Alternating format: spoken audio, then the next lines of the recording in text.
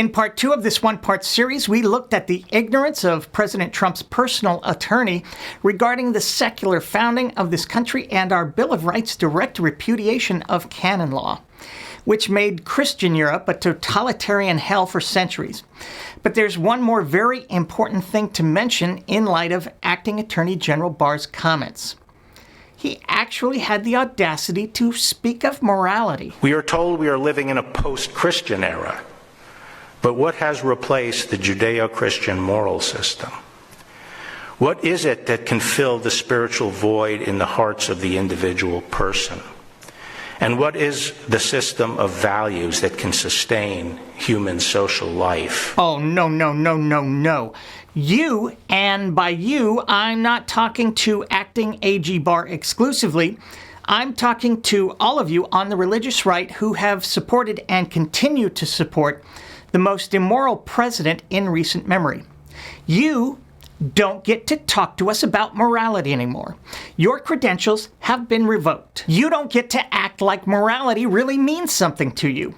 You don't get to pretend to care about morality or be disturbed by the immoral actions of, well, anyone.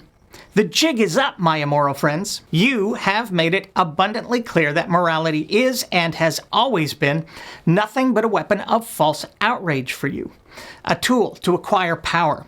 Yours is the worst kind of immorality, where you exploit morality in order to support and do just the opposite. From now on, I'm going to refer to you folks as oxymorons. Or perhaps just morons, to keep it short. My old buddy Dennis Prager wrote an entire book about the moral value and importance of the Ten Commandments, virtually all of which have been and continue to be broken by this president. But guess who's a fan now? Yep, Dennis Prager of Prager University fame. Go Devils! This guy has spent his entire life talking and writing about morality, only to find himself in his 70s attached to this guy. I did try and her. She was married. I moved on her like a bitch. If you defend Donald Trump, it's Republican first over morality, over decency. That wasn't me talking, by the way. That's what Dennis Prager said on his radio show before Trump acquired power. Now Dennis says he's a great president. It's actually difficult to think of a moral or religious principle the religious right has not abandoned in order to support this buffoon, as Dennis Prager called him. They certainly no longer have the right to talk about the welfare of children, sexual assault, foul language in the public sphere, adultery, greed, and the love of money, the rule of law, religious freedom, racism, bigotry, and religious bigotry in particular. The taking of the Lord's name in vain, sexual purity, coveting, bearing false witness, respect for others, bullying, transparency, the poor, pornography, violence, white supremacy, humility, chastity, turning the other cheek, hypocrisy, character, authoritarianism, the value of a free press, charity, respect for our military, ethnic cleansing, the meek and downtrodden, democracy, equality, poverty, our phony constitution, loving your neighbor, basic human decency, or truth.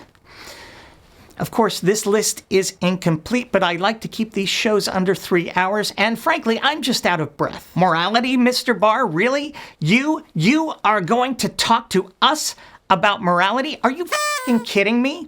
You might as well talk to us about the rule of law while you're at it. Don't you get it? Are you stupid? Can't you see?